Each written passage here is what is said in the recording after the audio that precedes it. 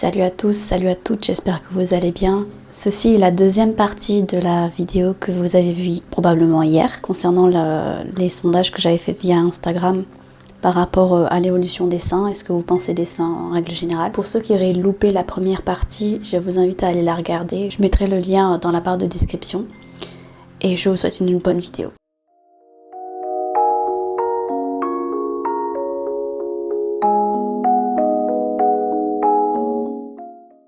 Je me suis demandé ce que les gens pouvaient penser en fait des seins en général. J'ai demandé aux filles comment elles se sentiraient si un jour elles se réveillaient sans leurs seins pendant 24 heures. J'avais fait en sorte que dans mes sondages, vous pouvez voir les garçons, donc spécifiquement vous, qu'est-ce que vous pensez de clac clac, et vous me répondez. Les filles, qu'est-ce que vous pensez de clac clac, vous me répondez. Sauf qu'il y a des personnes qui lisent un petit peu de traviole et ça donne des trucs comme ça. Donc prenez en compte ce que j'ai marqué plutôt que l'espèce de petite ombre que vous voyez derrière, puisque ce que j'ai marqué par-dessus, c'est la vraie valeur, en fait, parce que je vois qui a répondu. C'est juste que c'est anonymisé au niveau des résultats. Je pense que c'est mieux comme ça, vu que c'est quand même quelque chose de tabou. Voilà. Donc là, c'est du 50-50. Certaines se sentiraient libres de se passer de sein pendant 24 heures, et d'autres, c'est un petit peu leur identité, donc voilà. Ça serait pas super pour elle. J'ai demandé aux gens s'ils savaient quelles étaient les différentes tailles de soutien-gorge qui existent. La plupart savent, d'autres non. Donc, comme j'ai dit tout à l'heure, ça va du AA, qui est vraiment la plus petite taille de bonnet possible, à la plus grosse que j'ai vue. C'était en taille américaine et tout ça, donc c'est autre chose, mais je crois que c'était du I ou du J, je sais plus. En tout cas, en France, je crois que la plus grande que j'ai vue dans les magasins de lingerie, c'était G. Donc vous avez les tailles normales, donc A, B, C, D, E, F, G, H, J. Mais en France, c'est en général G, F, G, parfois H dans les plus grandes. Et après, il faut regarder ailleurs dans les magasins spécialisés. J'avais demandé aux mecs s'ils avaient des facilités à parler de poitrine, de puberté, etc. avec leurs proches, que ce soit leur mère, leur soeur, leur copine, potes, etc. Là, c'est bizarre parce que j'ai eu des réponses assez mitigées. T'en avais qui n'avaient pas de problème. Mais dans les personnes qui ont répondu, ça les met quand même un peu mal à l'aise, tu vois. Donc ça m'étonne un peu parce que je vois souvent sur les réseaux sociaux les garçons parler de seins comme si c'était tout à fait normal. Et enfin, les garçons qui en parlent n'ont pas l'air d'avoir énormément de pudeur avec ça. Et quand je vois qu'il y en a qui me répondent que ça les met un peu mal à l'aise, je me dis, est-ce que c'est une façade? Qu'est-ce qui se passe? Et j'ai demandé de préciser pourquoi en fait ils avaient du mal.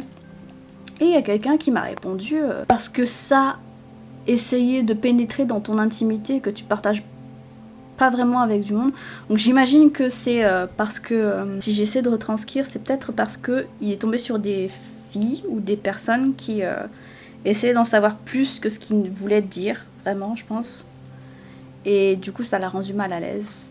Enfin, c'est comme ça que j'ai compris la réponse. Si jamais tu tombes sur cette vidéo, peut-être que tu pourras me redire dans les commentaires si j'ai bien compris ce que tu m'avais dit ou si c'est autre chose.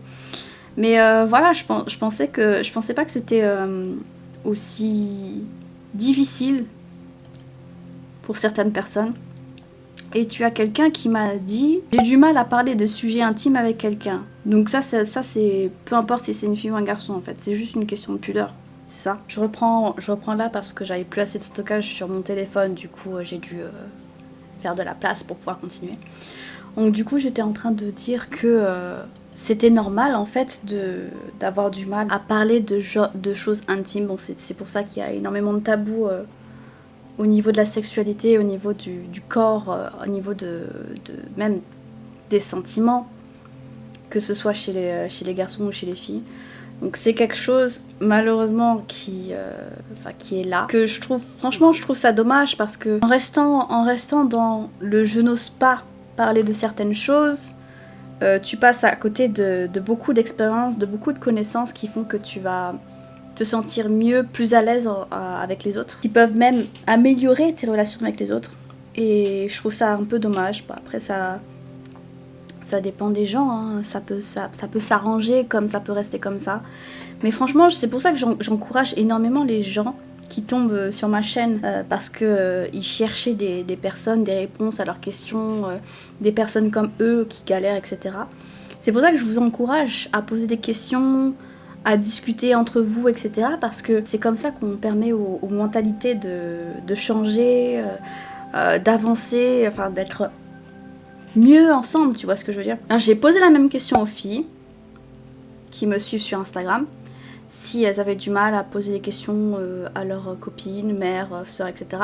Et elles, par contre, j'ai eu un 100%, genre, elles sont très à l'aise avec le fait d'en parler. Si vous êtes intéressé d'ailleurs sur le fait de répondre à certains de mes sondages pour participer à une des vidéos ou à donner votre point de vue, etc., vraiment, venez me suivre sur Instagram, c'est Lily __Bini. Voilà, de temps en temps, je poste des sondages si j'ai besoin d'être un peu aiguillée sur certains sujets, sur ce que vous voulez voir, parce que j'ai beau sortir des sujets qui me tiennent à cœur, etc. Des fois, j'ai une page blanche et j'ai vraiment envie de savoir ce qui vous intéresserait de savoir, ou si vous avez envie que je fasse une vidéo qui n'a totalement rien à voir avec ce que j'ai l'habitude de parler en général, genre des trucs plus divertissants, des trucs comme ça, c'est là-bas qu'il faut me suivre, parce que c'est là-bas que je pose les questions et tout. Parce que c'est tellement plus simple de faire ça là-bas, étant donné que YouTube a décidé d'enlever les sondages. Je ne peux plus faire ça sur YouTube. Je peux plus avoir les réactions à chaud des gens. Je peux plus. Donc c'est sur Instagram que ça se passe. Donc les filles qui m'ont répondu là-dessus sont totalement à l'aise avec le fait d'en parler avec d'autres femmes, d'autres personnes féminines de leur entourage. Par la même occasion, je leur ai demandé si elles trouvaient ça inconfortable ou pratique. Et la majorité a dit que c'était inconfortable. Ensuite, est-ce que c'est plus pour l'aspect esthétique du truc que vous choisissez d'acheter un soutien-gorge, ou si c'est pour le confort? Et là, j'ai eu par contre un 50-50. Donc là, si vous voulez mon avis, si vous voulez un soutien-gorge beau, mais qui soit quand même pratique, c'est déjà plus compliqué, tu vois. Plus ta poitrine est grosse, plus c'est compliqué de trouver quelque chose qui te fasse pas mal. Si je veux mettre quelque chose de mignon, quelque chose de sexy, etc., t'as énormément de choses qui sont en dentelle, et moi, la dentelle me gratte.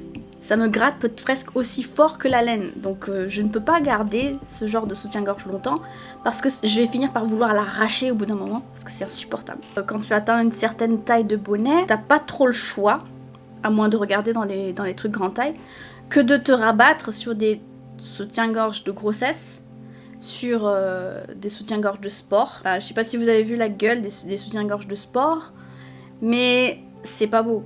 Clairement, c'est pas beau. C'est fait pour tenir au maximum, limite ça compresse ta poitrine quand elle est grosse, ça te compresse le truc, t'as l'impression que c'est complètement collé contre toi, que tu n'arrives plus à respirer tellement c'est...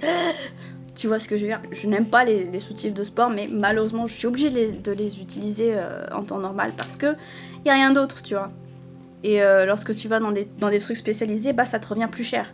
Plus t'as des seins qui sont gros, plus ça coûte cher.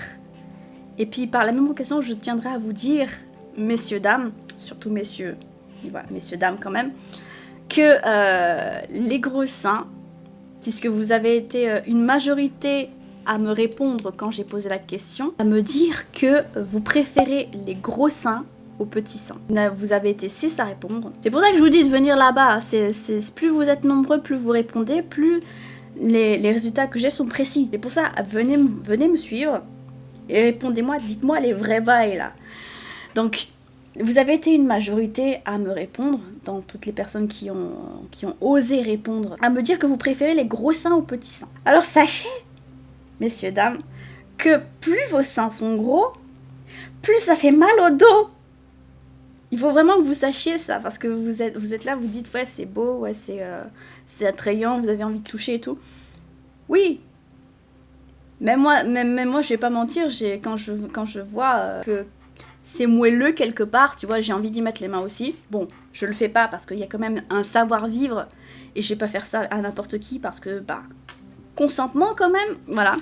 Mais vous êtes beaucoup à aimer les gros seins. Sachez que ça donne mal au dos. Parce que ça pèse lourd. La gravité, merci. Ça pèse lourd. Ça demande plus de maintien avec les soutiens-gorge. Et avec le temps, même si vous faites du sport, même si vous vous tenez bien, etc., avec le temps, ça peut provoquer des problèmes de dos, genre des problèmes graves, quoi, des problèmes de maintien qui font que vous êtes obligé de faire une opération pour enlever de la poitrine. C'est à ce point-là. En fin de journée, je dois toujours demander à monsieur de venir me masser le dos, surtout au niveau des omoplates, parce que c'est là que vous avez le... je me suis frappée. C'est là que vous avez les bretelles, et c'est là que ça soulève tout ça, en fait. Donc, au niveau des omoplates, elles sont complètement détruites tous les jours, tout le temps. Donc, j'ai toujours besoin qu'on me masse là, parce que sinon, c'est pas possible. Massage, étirement, et je vois que plus j'avance dans la grossesse, plus ils grossissent encore plus. Je me demande à quel moment ça va s'arrêter, même. J'ai trop mal. Là, je vous parle à l'heure actuelle, j'ai mal au dos. La personne qui m'a suggéré de poser cette question, c'est un garçon qui voulait savoir quelle était la vie des mecs. Il m'avait dit que ce serait intéressant, et t'as une personne qui m'a donné son avis personnel. J'ai bien fait en sorte d'anonymiser le truc, et il me dit... Je les ai côtoyés, je connais comment la plupart des hommes raisonnent, ils préfèrent les gros. Bon, vu les résultats, je ne peux qu'être d'accord, tu vois, même si il faut de tout pour faire un monde. Sinon, c'est vrai qu'il y a de plus en plus de gens qui sont touchés par le cancer. C'est pourquoi il faut vraiment faire attention à tout ce que l'on mange, surtout certains produits industriels qui sont bourrés de sucre et d'additifs dangereux. Je suis d'accord, même si... dans les questions que j'ai posées, j'ai pas du tout parlé de cancer ni quoi que ce soit, mais je comprends ce qu'il veut dire, ouais. Faut faire attention, faut pas toujours manger des saloperies, parce que sinon ça risque à la longue de s'accumuler dans tes glandes et de te provoquer des trucs. Moi je pars du principe que la chirurgie ça doit être fait seulement quand on veut soigner un problème de santé. Faire de la chirurgie seulement pour avoir plus de beauté ou faire plaisir à une personne, non, là c'est trop exagéré. Là encore, t'as deux écoles. T'as des personnes qui sont pour la chirurgie esthétique, d'autres qui sont pour la chirurgie si ça a un impact sur la santé. Moi honnêtement, je m'en fous. Je m'en fous parce que c'est pas mon corps, c'est pas ma vie. Donc si ça me concerne pas, je peux pas dire à quelqu'un non, tu devrais pas faire de chirurgie. Si elle veut le faire parce qu'elle est complexée ou je ne sais quoi, je peux rien lui dire, tu vois. Donc chacun fait ce qu'il veut à partir de là. De mon côté, si dans 20 ans, 30 ans, ça me fait vraiment trop mal, genre limite ça me handicape, tellement ça me fait mal au dos, je vais sérieusement considérer le fait de faire une réduction de ma mère, parce que c'est insupportable, quoi. La première fois que j'ai fait allusion à une réduction, je vais avoir 16 ans. La première fois que j'ai vu une gynéco, et elle m'a pas dit à moi, mais elle a dit à ma mère qui m'accompagnait à l'époque que je devais pas faire ça parce que t'avais plein de femmes qui aimeraient avoir une poitrine aussi développée que la mienne. Et puis ma mère m'a raconté ça après coup, tu vois. Et moi je suis genre, mais en fait de quoi tu te mêles? Tu n'as pas le ressenti de l'autre personne en face, et peu importe l'âge qu'elle a, ni quoi. Si elle te dit qu'elle est pas à l'aise, que ça lui fait mal, etc., tu n'as rien à dire, en fait. Le ressenti d'une personne, c'est personnel, justement. Donc, même si 3000 personnes aimeraient avoir ce que tu as, mais on s'en fout, en fait. Est-ce que ça va peser dans la balance, au final, lorsque tu seras avec ton docteur en train de te dire bon, comment est-ce qu'on fait Tu essaies de faire culpabiliser des personnes et de dire que leur sentiment et ressenti n'est pas valide. Je suis pas d'accord avec ça, tu vois. Donc à partir de là, va voir si j'y suis. J'ai demandé aux filles si elles pouvaient avoir le choix entre augmenter leur sein, diminuer leur sein ou garder la même taille. Et là j'ai précisé, comme vous pouvez le voir à l'écran, que si elles ne choisissaient pas de répondre au truc, c'est qu'elles considéraient que leur sein actuel était de taille parfaite, en fait, qu'elles n'avaient pas besoin de changer. Sur le nombre de filles qui ont vu le sondage et qui ont répondu aux questions précédentes, la plupart n'ont pas répondu, donc on considérait que leur taille de sein était totalement normale et que ça leur convenait bien. Mais celles qui ont choisi entre augmenter et diminuer ont choisi diminuer. Là où j'ai eu l'unanimité avec les réponses, alors ça a été les garçons, les filles, vous en êtes tous donné à cœur joie. J'ai demandé si vous préférez les seins naturels ou les seins refaits. Quand je dis refaits, c'est augmenter, diminuer, etc.